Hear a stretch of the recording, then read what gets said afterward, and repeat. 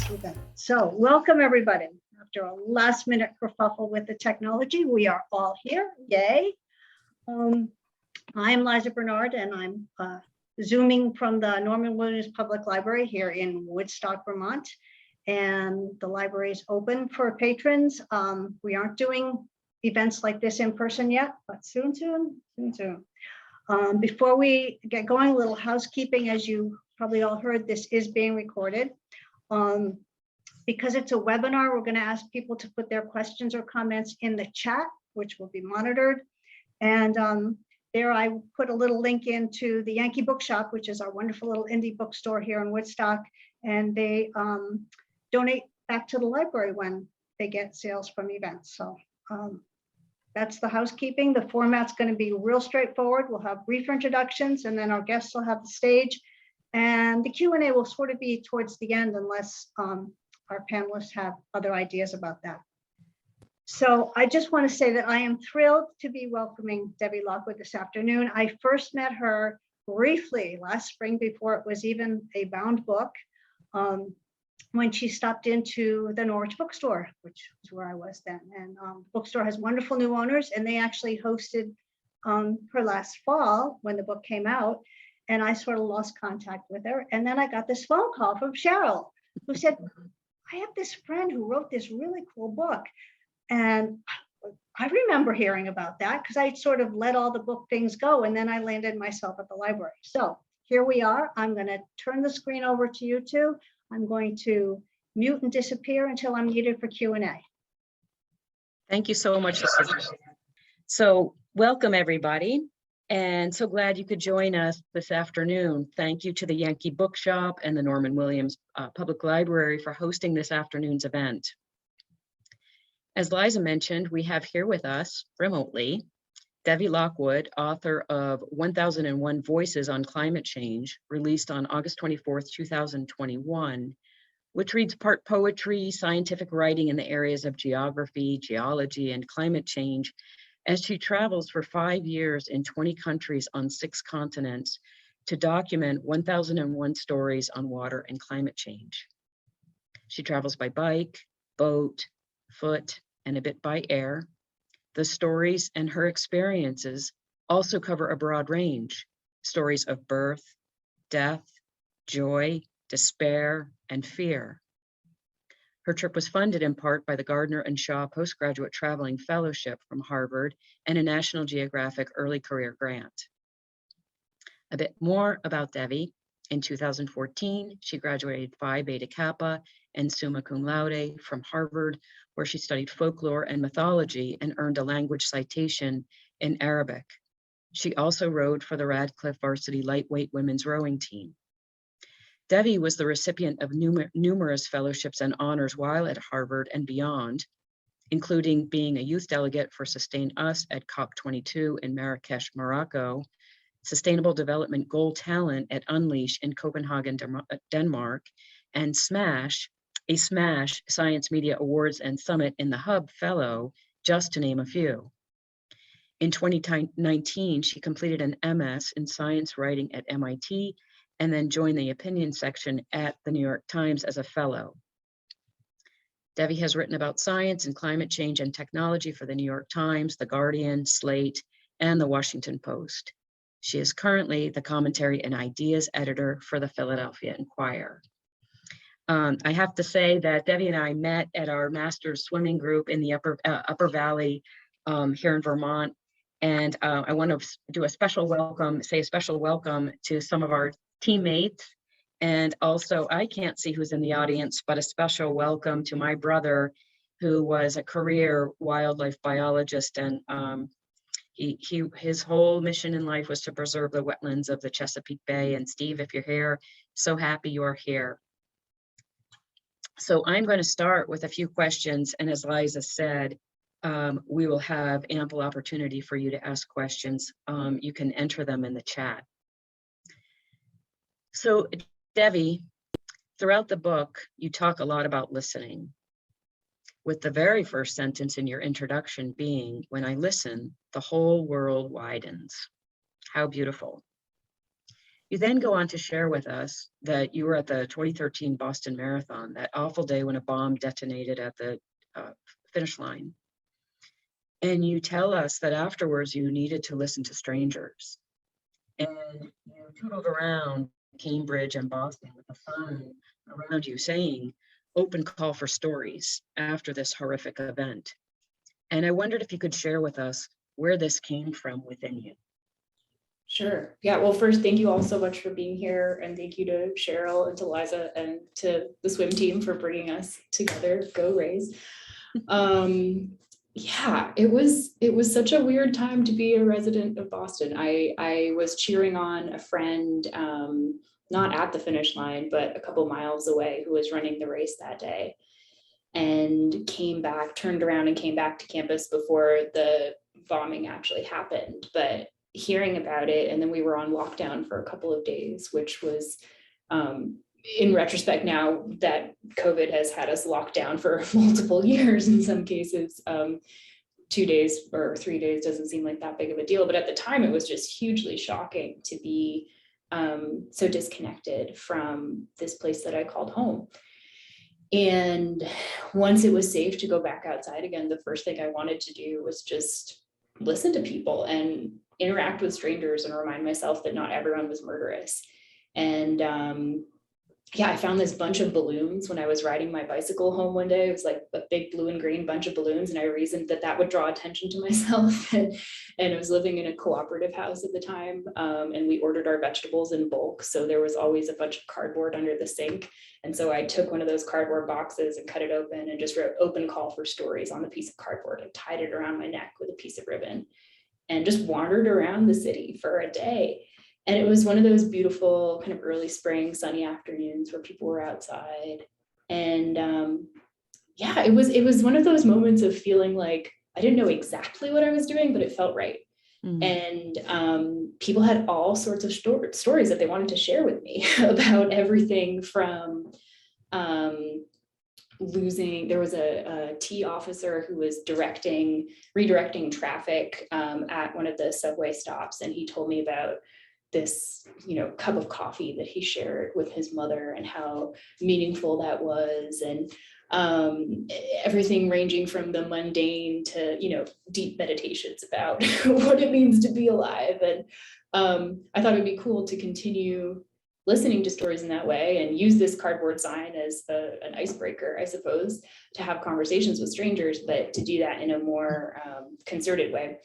And that summer I did a bike trip about 800 miles down the Mississippi River, and I documented stories from people I met. And what happened was, the farther down the river I was riding my bicycle, the more stories people were telling me about water and climate change.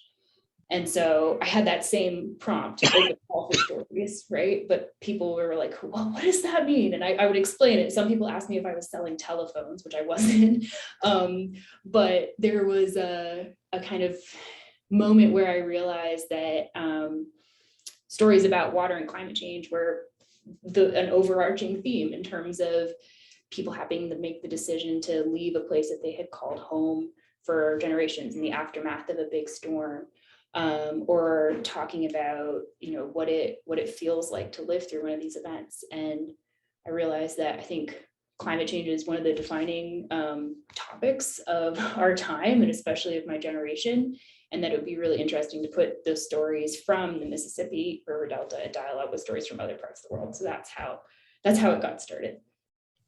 Yes, with a knee injury, and rehab that got you on the bicycle, and wow, what that led to. You were thinking big, and that was so cool. Yes, and the story took place tens of miles south of 180 miles south of New Orleans, when you were having that lunch of fried shrimp with the woman that was telling you. She said, "We fight for the protection of our levees.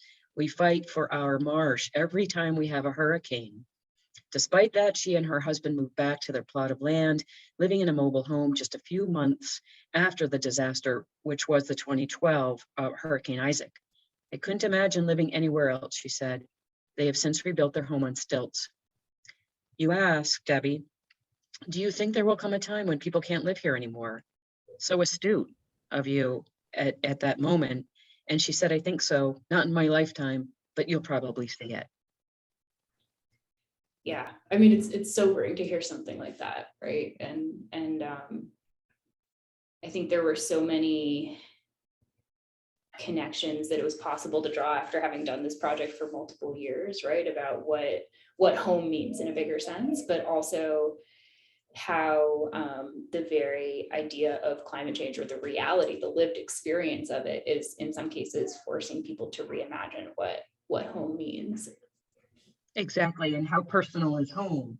You know, when you go on to say just a few paragraphs later, I wanted to humanize an issue often discussed in terms of millimeters of sea level rise or degrees of temperature change.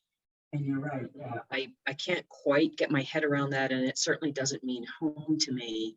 So what a brilliant idea to humanize this. Yeah, I mean, a lot of the language we use to discuss climate change is really numerical and abstract and inaccessible, right? Parts per million of carbon dioxide in the atmosphere. Exactly. Temperature change, inches or feet of sea level rise. And it's hard to understand what that means for the scope of people's lives in different parts of the world. So that was the motivation for this book and this project, just listening to people, right? Is first and foremost taking the time to absorb all those stories, but then creating it into something that's possible to share. Yeah. And so then off you go to the tune of wanting, with a goal of 1001 stories based on the 15th century 1001 Nights amazing tale. Yeah, And it's a fun series of interconnected stories that I thought. right. And a friend of yours saying, why not? You can do that. So your then girlfriend tells you to check out Tuvalu, which becomes your starting point. And Tuvalu happens to be the 4th smallest country in the world. And can you tell us, first of all, where this is, if some haven't read your book and didn't open up the atlas as they were reading the book like I did? I happen to know what atlas is. So can you tell us where this is? And was it purposeful, you know, being the 4th smallest country on the globe? So Tuvalu is a coral atoll nation that's kind of a skinny strip of coral in the South Pacific. Around 10,000 people call Tuvalu home, and I think it's about 585 miles south of the equator. And it's one of those places, if you're looking at it on Google Maps, you have to zoom in multiple times to even find this like tiny speck of an island in the middle of the South Pacific Ocean. And yeah, what happened was, at the time I was sitting across from doing homework side by side, and my girlfriend at the time passed me this article that was about the idea of climate refugees from Tuvalu. So because it's such a low-lying island nation, the highest point is I think something like 10 or 12 feet above sea level. That means that Tuvalu is especially vulnerable to the impacts of sea level rise and climate change. And the ways that people have experienced that are primarily through the groundwater, through drinking water. So there used to be this freshwater lens under the island in Tuvalu that in the early 2000s, people living in the outer islands started to notice that their taro and pulaka crops were becoming both salty and contaminated. And these are like root vegetables that are grown in pits underground. And the culprit was found to be saltwater encroachment on the land from sea level rise. And then the second thing people noticed was that the wells, kind of shallow wells that they had dug, also started to become salty and contaminated. And that has huge impacts for people's daily lives, right? When I visited in 2000 and end of 2014, beginning of 2015, all of the water for drinking, bathing, daily use comes from the rain. But the rainfall is not super predictable. And there was a time in the 1 month that I was there when there just wasn't enough water to do the laundry. Now, this wasn't a drought by any stretch of the imagination, but water was very carefully rationed and preserved, right?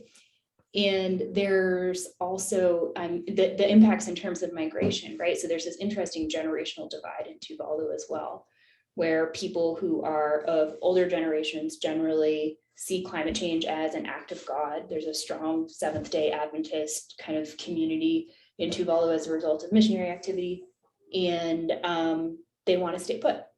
And then there's folks who are of my generation and younger who don't see their future on the island and are applying for what's called the Pacific Access Category visa.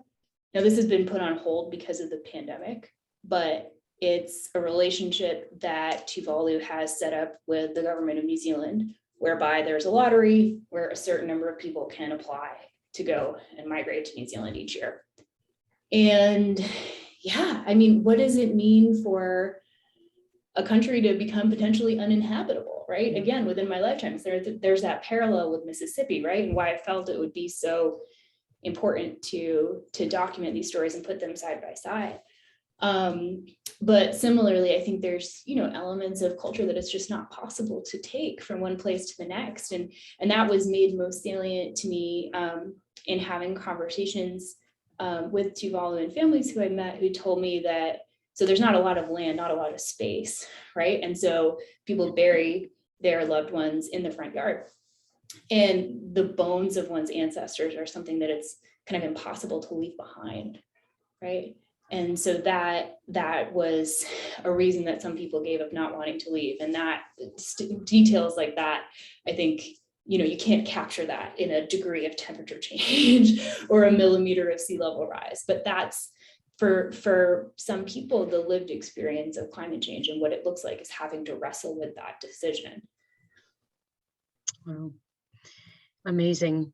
Not a week goes by where we don't see an article in a journal. The Dartmouth alum magazine came into our house this week and, 2 articles about climate change and that, several in the news. And I remember this was a couple of months ago, 2 stories, not the second one not being about climate change, but really got me thinking about how do people that don't have access to news hear about climate change. And Yale Climate Connections spoke about the climate cardinals. And I am going to read a little bit, so bear with me. I'll try to face the screen. Climate Cardinals is an international youth-led nonprofit working to make the climate movement more accessible to those who don't speak English. We aim to educate and empower a diverse coalition of people to tackle the climate crisis. This was founded by a young woman from India who's studying in the US. She returned home to India, where her family could not read articles about climate change. Interestingly, juxtaposed, and this is the second story, within a day or two, Scott Simon's essay on Weekend Edition Saturday spoke about, he said, gone are the days when someone can grab a newspaper for 5 cents.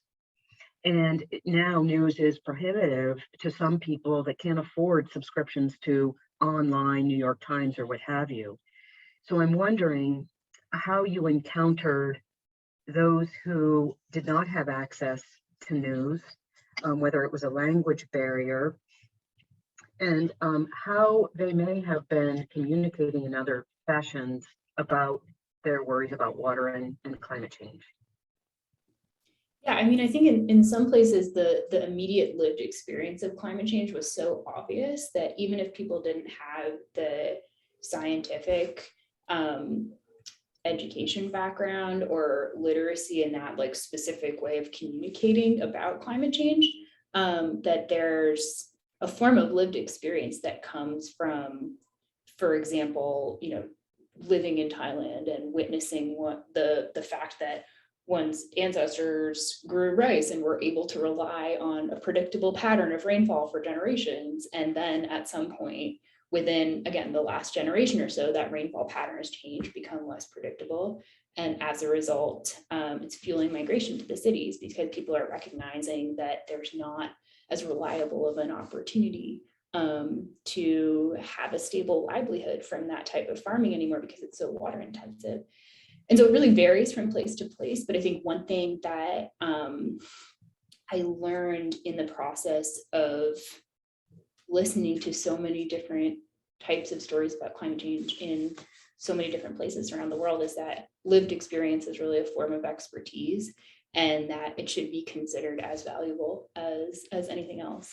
And yeah, I agree with you that information can be siloed and difficult to access, and have to put in a plug for libraries as being a great resource for that, given that I'm sitting in a public library right now in Blacksburg, Virginia, right? But I recognize that that doesn't answer the language barriers part of the question either. But yeah, I think it just points to the need for more of this type of storytelling, more science education of the people who I encountered in different, even in this country, but also in New Zealand and Australia, the folks who were what we might call climate deniers or skeptical of the science.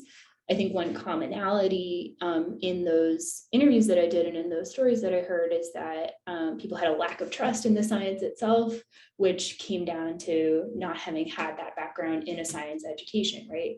And so they were seeing, there's this one couple I met in Australia or in New Zealand, excuse me, who were wonderful, and hosted me for the night, and we were having tea and cookies and talking about climate change. And they told me that they saw the same image of an iceberg calving on the news every time that there was a piece of news about climate change that came up. And for them, this was just, they're like, someone's out to profit from this, and it's just the same thing we're seeing over and over again. And they didn't have the trust in the science itself, which I think is a fault in the education system, but also a fault in the way that the climate change storytelling was just being communicated in the first place. And so I think it's a challenge for all of us who care about this issue or are in roles that have to do with science communication at all. It's something I think about a lot in my job right now, editing opinions that sometimes have to do with climate change. It's like, okay, how can we talk about these issues in a way that brings people in rather than pushes them away? And that starts with, sometimes establishing a set of shared values, or acknowledging that there is some kind of truth that we can hold on to that's in common, and then going forward from there rather than starting from a place of attack. So there's lots of different ways of doing it, but it's definitely something I think about. Yeah, and I was going to say, there's not a day in the week that we don't hear about polarization, whether it's Trump supporters, Biden supporters, vaccinations, anti-vaxxers, those who think that climate change is horrific at this time, and those who don't believe in it. And I'm always curious about how those polared sides can come a little closer. And yet another Yale Climate Connections talk this past week was about an evangelical minister whose children challenged him to find all of the places in the Bible that spoke of our task to shepherd this earth, and how he took it very seriously, and now he's promoting that. And I can be kind of a generalist and say that maybe evangelical churchgoers are on one polar end, and those who are not are another polar end. But I thought that was a beautiful way of softening that spectrum. And I wondered if I was going to ask you as one of my last questions. You speak throughout the book as to how your listening kind of evolved through this journey of yours, that at the outset you thought, maybe I'm not getting this right. I'm not the listener I want to be, or this doesn't come naturally to me, or it's not intuitive. And you tell us in a number of ways how you learned a lot about listening. And I wonder, have you learned even more about listening in terms of addressing those polar views? Yeah, such a good question. So I guess to speak to the first part of it, Yeah, I was not great at listening when I started. And that was one thing that, especially in because I was making audio recordings of the interviews I did with people on throughout the journey, but on that first bike trip down the Mississippi River, when I got back to Boston, I was re-listening to them and realized that I was speaking over people just as the story was getting good, or listening kind of first and foremost with the intention to respond rather than making space for what it was that the person wanted to share with me. And I kind of forced myself to slow down in a way that was so counterintuitive to me at the time. And to be okay with silences in interviews too, because sometimes a silence is just someone thinking about the next thing to say and making space for that. And then I guess another technique of deep listening that I tried to work on a lot was all the nonverbal body language cues, right? Of not being distracted and being fully present for someone and leaning forward and making eye contact, all of those good things. And yeah, over the course of doing that for 5 years, definitely got better at it. I'm still imperfect and a work in progress. And there's sometimes when I'm not as great a listener as I could be, but it's something that I value and care about a lot, and think that there needs to be more space for in the climate conversation, specifically because it is such a scary issue, right? And there's many different types of conversations that we can be having about this, but to the extent that we can bring the whole of our humanity to those things, I think it makes it easier to engage. And yeah, to answer that second part of your question about polarization, for me, it's just all about finding a common ground. And that's sometimes easier said than done, right? But it could be as broad a concept as like home and caring for home, what that means, or having a deep connection to a sense of place. And there was one kind of beautiful word that I learned in the process of doing this project, but also that came up over and over again in the interviews in terms of, I saw it in practice, and that's solastalgia. And solastalgia is the kind of sense of deep loss that we feel when there's a change in a landscape that we know and love. And I remember meeting this one woman at a climate march in DC in 2017 who was talking about snorkeling in coral reefs off the coast of Florida when she was a teenager, and then returning several decades later. And she had in her mind this like beautiful landscape of color, or waterscape of color, I suppose, from that experience. And then she returned wanting to show that to someone else who was younger. And the reef was like more than 90% dead and bleached because of changes in ocean temperature and acidity and things like that. And she just broke down crying and thanked me for making space to talk about it, but also, this deep sense of loss. And it reminded me of another story that's in the book about a climate scientist who I met in Abisko, Sweden. So there's a research station there. It's north of the Arctic Circle that is monitoring permafrost and changes in permafrost over time. So this is land that is frozen throughout the year. And there's these peatlands that are kind of like bogs that are becoming discontinuous permafrost. So that means if you kind of stick a rod down, you'll get to the point where the ice is, but that it won't be frozen all of the time. And I spoke with one research technician who had been involved in all sorts of different types of climate science throughout his career. And it was a similar kind of thing where he felt frustrated that he was documenting these changes, but so many people didn't understand. And seeing those changes in the ice year after year was really grating on a personal level. And he knew of people who were making decisions about things like not to have kids as a result of seeing these changes. And so I think just the extent that we can bring human voices to these issues, but also discuss them in ways that are utilizing the power of storytelling, right? That for me is the way to move the conversation forward, because storytelling is one of the most ancient forms of technology that we have, and it works really well. Yeah. Excuse me while I move, because the lights just went out in this room. She's getting her lights back on. perhaps we could share one of the questions that's come in through the Q&A part, and we can go back. I don't want to jump the gun. Does that sound reasonable? Yes, that's fine. Okay, so somebody has put in a question about asking if climate change is merely the lesser symptom and what is causing humans to create climate change. And wondering if you came across that aspect in your gathering of stories. So I think it's a big question that I will give a small answer to that is perhaps inadequate. But for me, it's kind of the entanglement of the fossil fuel industry and the fact that in many cases, these companies knew what the impacts would be, but continued to push forward. And our political and economic system is so entrenched within a system that relies entirely on burning fossil fuels.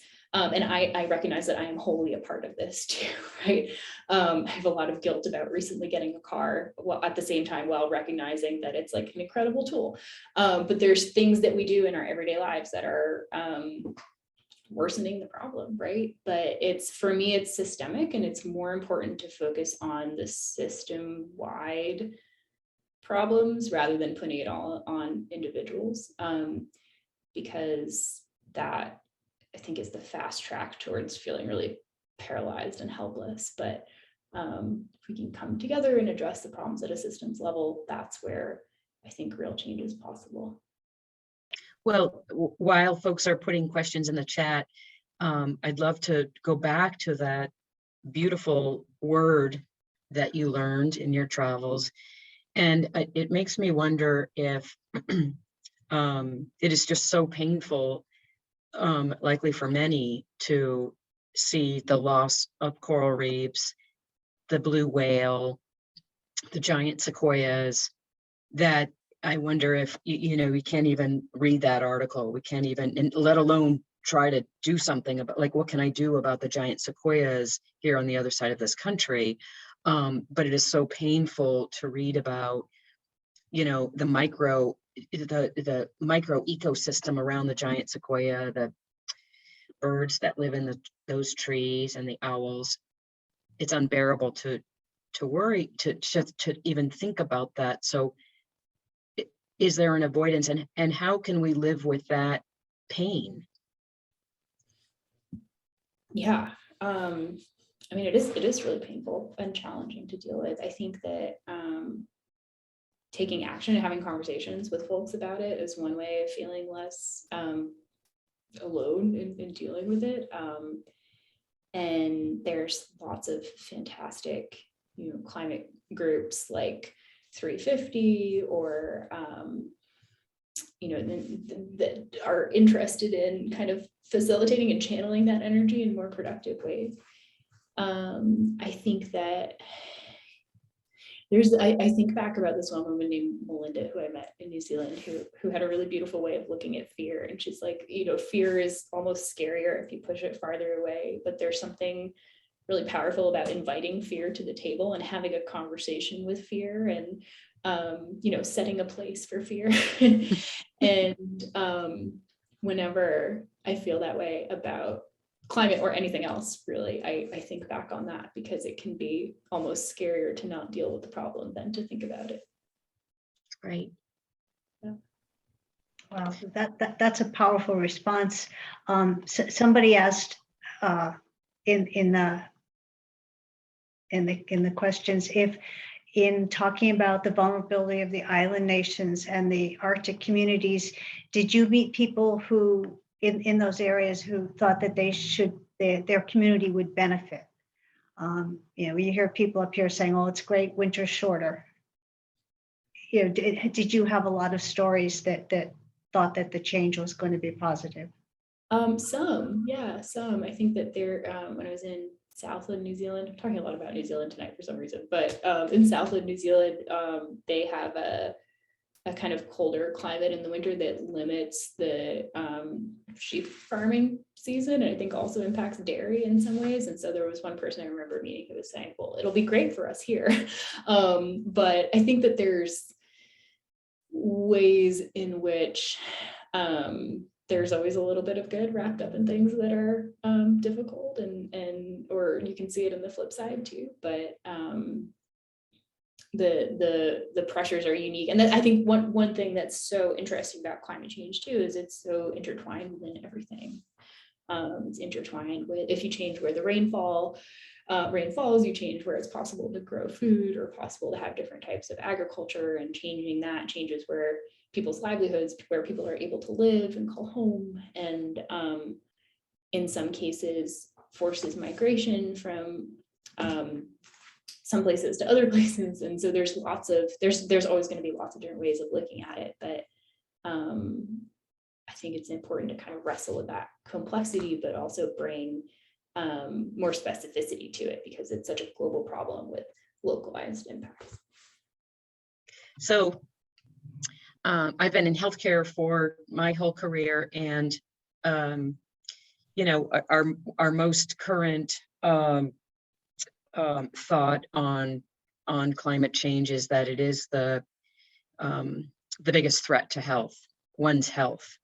And you comment on that throughout your book, and in one place you say, due to poor infrastructure, millions of people die each year from diseases associated with the inadequate water supply, sanitation, and hydration.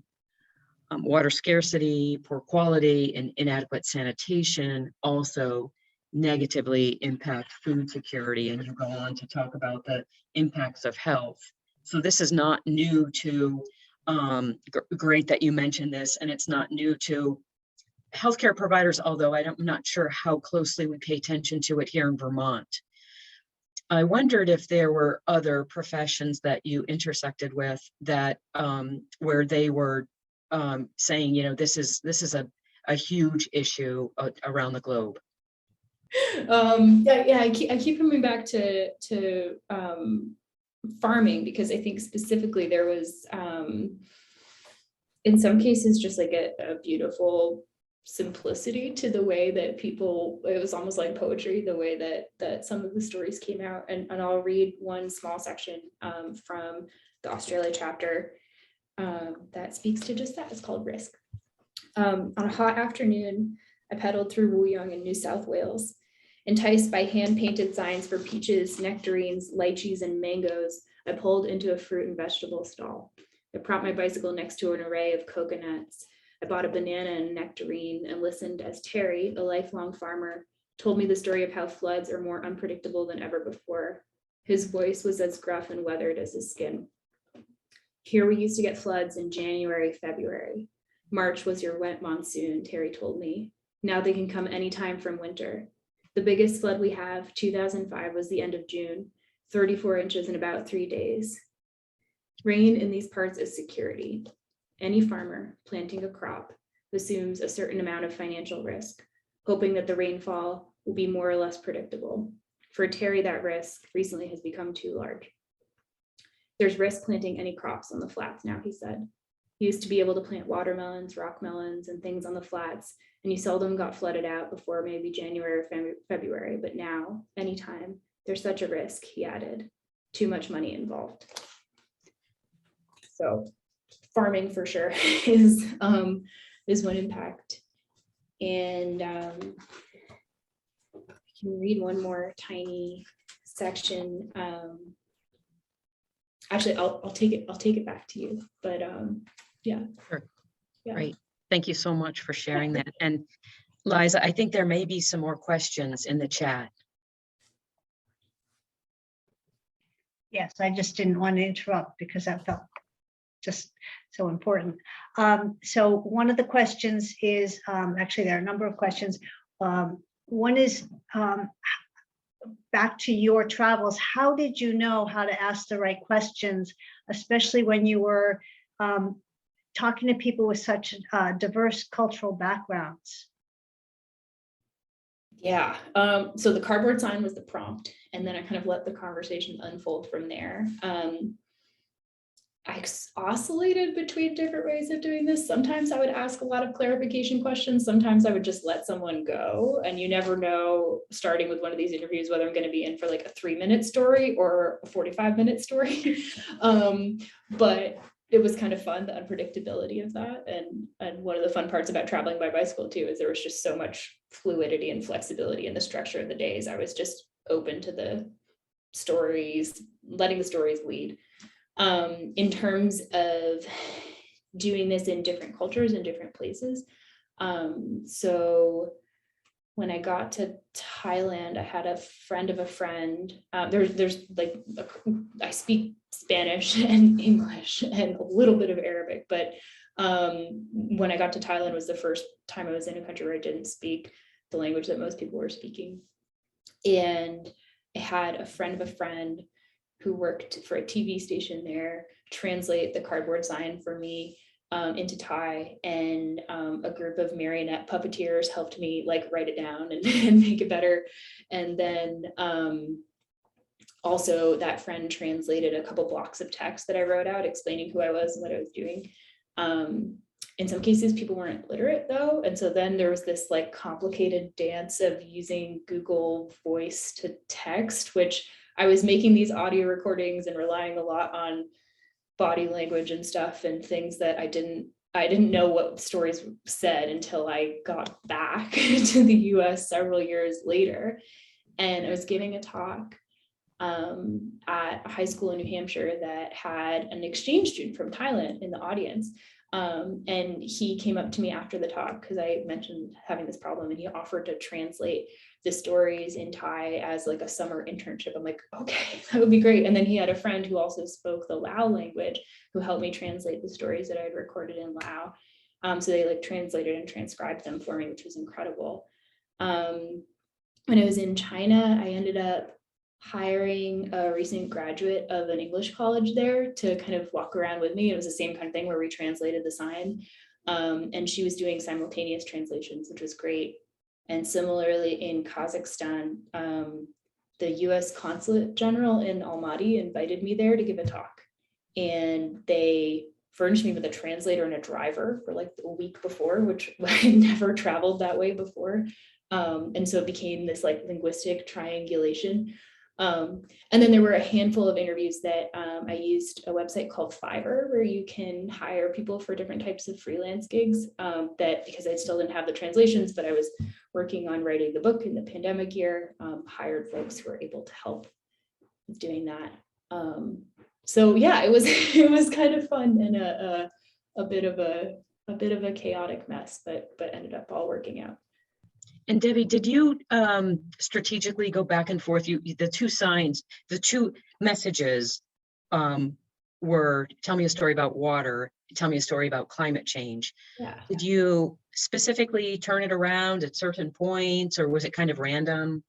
Yeah, I mean, it's interesting because I think the conversation about climate change changed a lot in the 5 years that I was doing this work. When I started in 2014, unless I was at a climate event of some kind, like a march, or if I was specifically approaching a climate scientist at a research institute of some kind, I found it was more difficult to have conversations with people about climate change. And I think that has really changed since 2014, in part because extreme weather events in this country and elsewhere have become so much more difficult to ignore. We think about wildfires and floods and droughts and things like that. And I think in part because a really strong generation of youth activists and behind me have demanded that climate change become a part of the conversation internationally. And yeah, hats off to that work because it's hard. So I think, but I used to joke that kind of the water side was the more social side of the sign, because everyone has a story about water, no matter who they are or what their background is. And in a fun way, those stories about water became a way of like mapping people's understanding of place too, because I think we're so often connected to the bodies of water that surround us. And I loved listening to those stories in different parts of the world because it gave me a sense of place that was more grounded, I guess, in a sense, in that type of story. But yeah, it was fun to flip back and forth between the two because it definitely elicited different responses. It's great. Liza, I do have one last question, but I want to make sure that folks from the audience ask questions. There's one from the audience that sort of has maybe two parts to it. One is you mentioned 350.org. Are there other organizations that you feel really are doing something to help our society improve climate change? Whew. That may just obviously there's a whole list, but there's so many.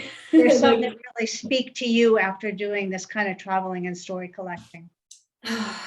Yeah, I mean, I think there's so many. It's hard to know where to start too. And I think that I would flip the script and ask the person who's asking this question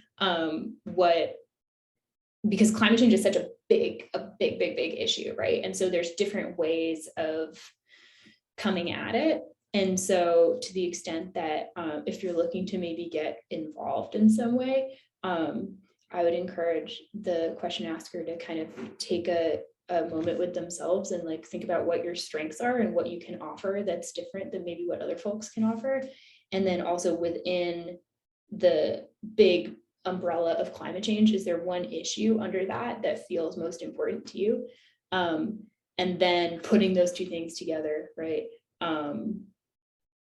Thinking about how that might be applicable to a local group or a conservation commission, or, you know, setting out and doing something on your own. I think there's just so many different ways of going about it. The folks at 350 New Hampshire, when I was living there a couple of years ago, are doing some really excellent work in trying to shut down a coal-fired power plant that's one of the last if not the last in New England. So that's why I defer to them because they're wonderful. But yeah, there's loads of organizations and loads of ways of coming at it. So I would encourage you to think about it in that way. Yeah. That's good advice. Okay, Cheryl, back to you. Sure. Devi, as I was reading the book, I just kept wondering, oh my gosh, how on earth did you have the strength, not the physical strength so much, but the facing the unknowns and certainly the one, you know, really scary and terrible kind of almost showstopper event that you went through. So I kept on like wondering where you got this incredible inner strength to do this day in, day out, all of these foreign lands, areas like you just said, you couldn't speak the language. It was, you know, nothing close to Spanish or a little bit of Arabic and certainly not English. And then in preparation for this tonight, I read one of your articles about your mom taking you to Boston and doing a little scaling on buildings and just, you know, gosh, she must have been an amazing inspiration to you.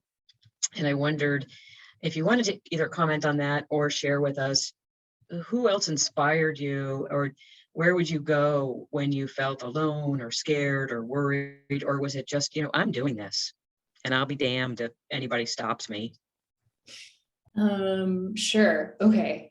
Couple things that come to mind. There's this really incredible song called "Don't Be Afraid" by Tammy Nielsen, who's a artist based.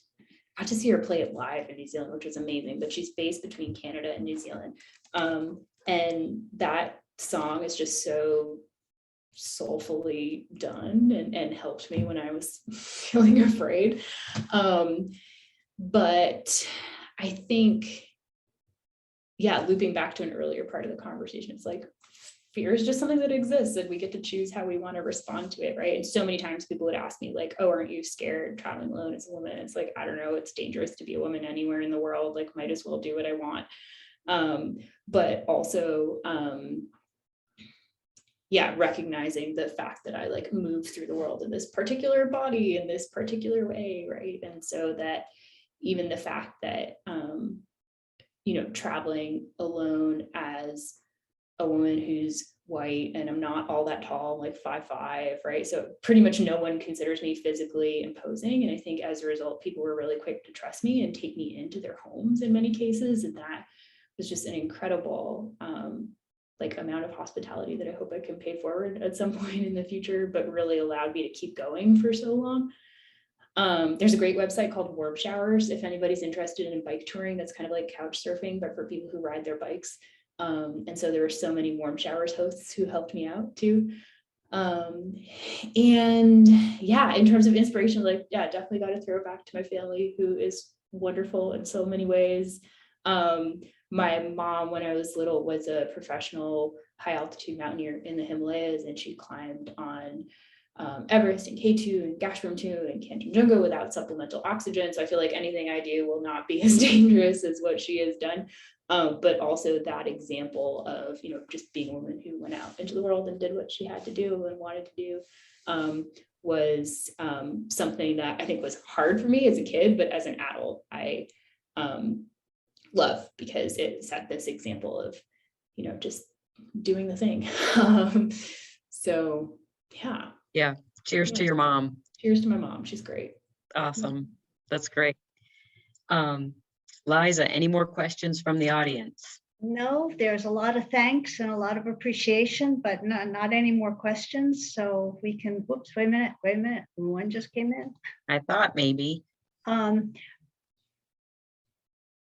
What of the myths of the Great Flood thousands of years ago, and did you connect that with modern times? I'm not sure that that's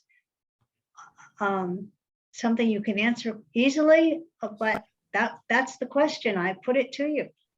Well, James, I would suggest reading the Epic of Gilgamesh. I'm not sure which translation is the best one, but it's this wonderful epic poem that deals with a flood and some other things, and it's just beautiful.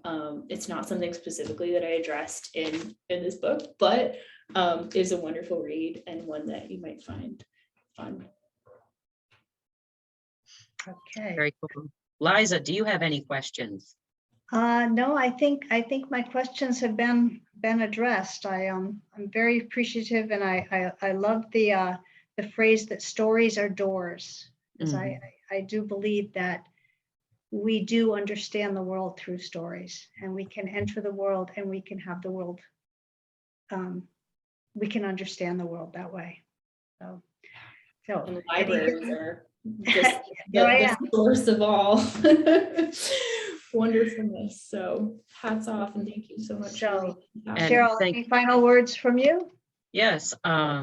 Debbie, just thank you so much for teaching us how to be listeners, and in areas where it's not our comfort zone.